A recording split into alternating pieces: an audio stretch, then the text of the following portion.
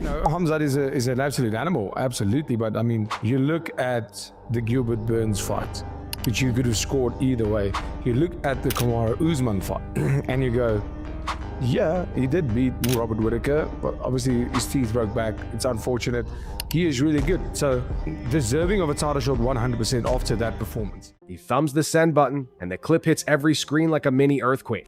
Inside the dim gym, where the floor still smells like rubber and sweat, Dricus Du Plessis throws a combination that thuds like a drum line. He steps back, wipes his gloves on his shorts, and stares straight into the phone lens. 3 words appear: "You ain't ready." That short sentence lands harder than any punch, because everyone knows exactly who it targets. Khamzat Chimaev, the unbeaten wrecking ball folks call the boogeyman at middleweight.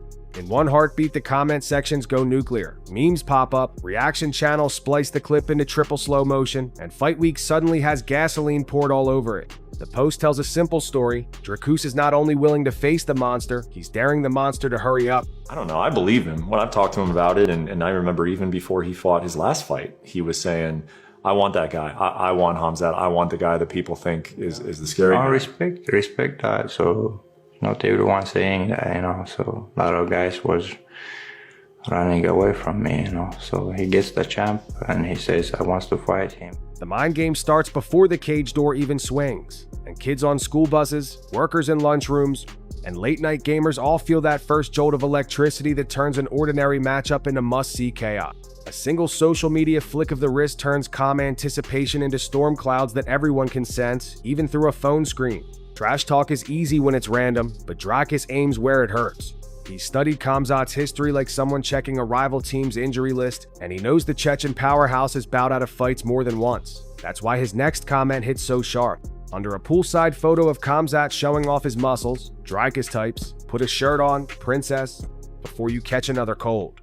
Those words slice deep because they drag old rumors of pulled-out bouts right back into the spotlight. Chimaev cannot get him down. If he cannot figure it out within those first 2 rounds, or the first round he gets him down, I think DDP is going to beat him. First round, brother! Yeah, brother! I would like to see Khamzat win. I just think this is a hard fight. I think Dricus, but I want Khamzat to win. Fans remember the canceled dates and shake their heads, wondering if illness could strike again. The joke paints Dricus as the iron-lunged workhorse who never quits, while casting Khamzat as the guy who might just sneeze and sit out. It's humor, yes, but it's also chess. If Khamzat ignores it, he looks weak. If he fires back, he risks sounding rattled. Meanwhile, everyone watching takes sides, hitting like or laughing emojis, turning the comment thread into a digital arena where confidence and doubt trade punches round the clock. The ripple spreads from phones to podcasts like wildfire jumping rooftops. Sean O'Malley rewatches Dricus versus Israel Adesanya between sparring rounds and tells his live streamers that this new showdown feels like the most thrilling one on the schedule. DDP versus Khamzat. What is that, like 2-3 weeks? Yep. Holy. I just actually watched DDP versus Israel this morning before practice. And dude, Izzy was looking so good in that fight. Brennan Schaub, headphones on and mic blazing, plays the same footage, stopping frame by frame to show how Dricus angled off the center line before dropping Izzy in round 4. They aren't selling company slogans. They're speaking as fans who can't pick a sure winner. View counts skyrocket as highlight compilations appear on TikTok, each ending with the cliffhanger question, who survives 5 rounds? When seasoned pros shrug and admit they don't know, curiosity climbs. Even people who barely watch the sport click subscribe just to keep up. The unpaid hype machine spins faster than any promotional trailer because genuine confusion is the most honest advertisement. Every expert breakdown becomes another chapter in a storybook where nobody's read the last page. That's why, to me, this is such a great fight. Such a good fight. But the way Khamzat different animal kind of puts together his wrestling, puts together his kind of conditioning, his striking, but the way he puts that together in the cage, who has DDP fought that's even close to that style, that explosive, shoot from 10 feet out, grab you, not let go till he gets what he wants? That's why it's a great fight. Inside those discussions, one tug of war dominates. Khamzat's lightning-fast takedowns against Dricus' late-round engine. Analysts explain it in playground math. If Khamzat drags Dricus to the mat in the first 10 minutes, the fight might be a short horror film, ground and pound, possible choke, curtain call, but wrestling burns energy like a gaming PC on ultra settings. Fail once, maybe twice, and the body's gas tank starts blinking red. People remember Gilbert Burns tagging Khamzat in a hectic 3rd round. They picture a title bout that adds 2 extra rounds of steep uphill running. What if Khamzat can't reset? What if Dricus stands up, shakes his arms loose, and suddenly becomes the hunter instead of the hunted? The idea is easy to imagine. A tired wolf, tongue out, while a fresh challenger marches forward swinging heavy leather. Khamzat never have a conditioning problem before this. After COVID, it really messed him up. And I was there. He was bleeding, like throwing up like blood. And he was in Vegas, right? But as far as I know now, he's in Russia, he's in camp, he's focused. It's hard to bet against focused Khamzat, healthy Khamzat, but also this Du Plessis guy. Like the way he wins, I was like, how? That mental image sticks like gum on a shoe, and fans replay it over and over while placing nervous bets with friends. Much of Dricus' confidence comes from sheer physical bulk. Step-off photos beside former champ Michael Bisping tell the tale. Dricus' shoulders eclipse Bisping's frame, and his chest looks built from stacked cinder blocks. Iron Boulder is the phrase Mike Perry chooses, and it spreads because it fits. At open workouts, the champ takes deep breaths through a nose that doctors recently repaired, meaning his lungs fill like never before. Viewers nod, remembering stories of fighters who fixed a blocked airway and suddenly gained endurance. Add that to a walk-around weight rumored above 235 pounds, and you get an athlete who can absorb clinch pressure without folding. I would extend that after seeing this to even the first 3 rounds. 4 and 5 is what I want to see. I want to see Khamzat in the 4th and 5th. And if Khamzat's lighting his ass up, because DDP is going to be tough to finish. So if Khamzat's in the 4th and 5th finish him, then you got one. We got a real. Every extra pound feels like another brick in a castle wall that Khamzat must climb. Size isn't a fight's only factor, but when skill and will are equal, the heavier frame often tilts the seesaw. Pictures prove what words suggest. Dropping Dricus might require more than raw power, it may demand perfect, non-stop technique. Still, size alone doesn't explain the weird puzzle of Dricus' style. Michael Venom Page scratches his head during interviews, calling the South African's form messy, almost like a talented amateur let loose. Punches loop, feet cross, and the rhythm looks wrong right up until an opponent topples like a felled tree.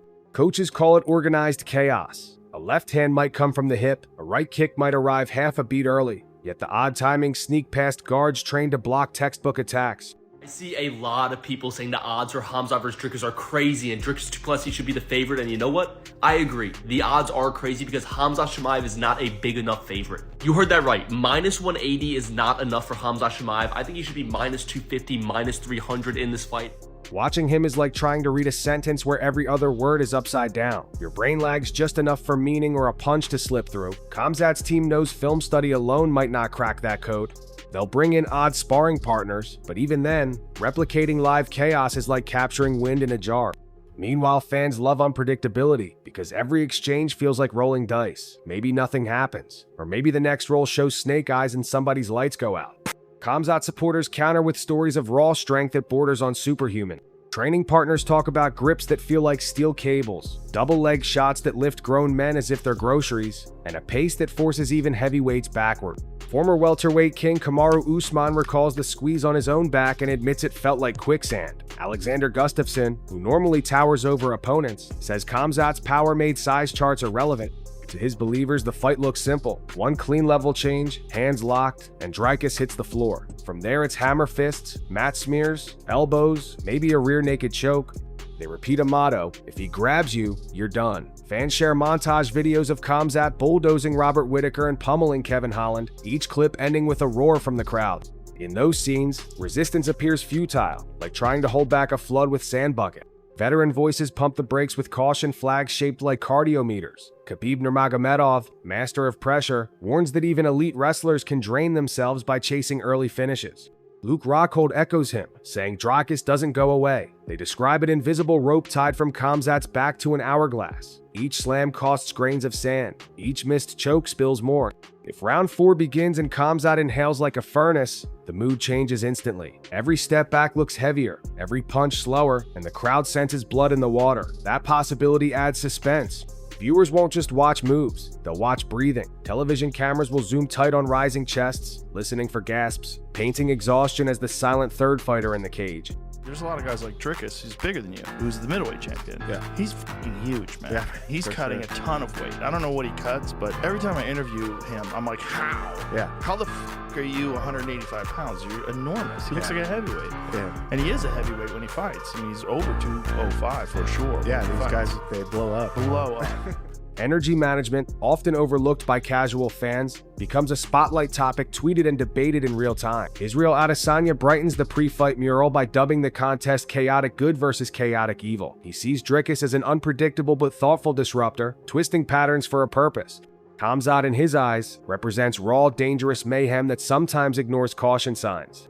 The comic book tagline sparks instant art on Reddit fan posters, showing a light-armored knight clashing with a shadowy beast.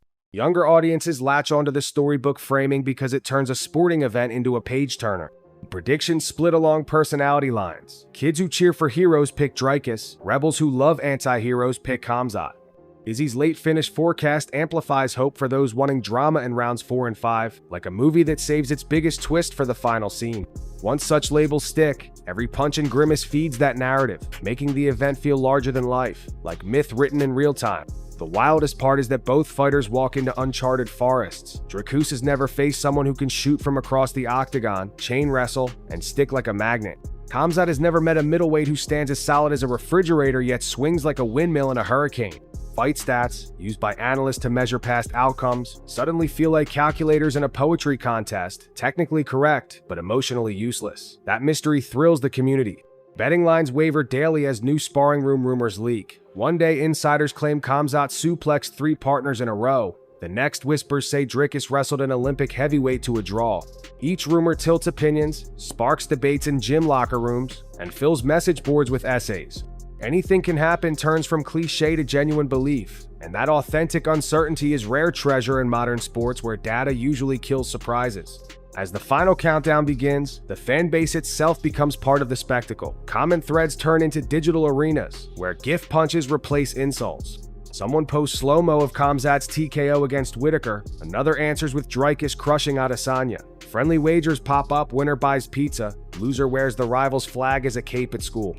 Cosplayers prep walkout-style costumes for viewing parties, while bar owners set extra screens because even casual watchers want in. The shared excitement loops back to the fighters, who feel momentum swell like a crowd wave at a stadium. When the cage finally locks, silence will fall for a second one beat long enough for every prediction, meme, and hot take to echo in everyone's mind. Then the first glove lands, and months of talking collapse into real punches. Whether it ends in a blitz or a heart-grinding decision, spectators will remember how a simple social media post grew into a storm of wonder, proving again that in fighting, words can spark wildfires but fists deliver the final verdict.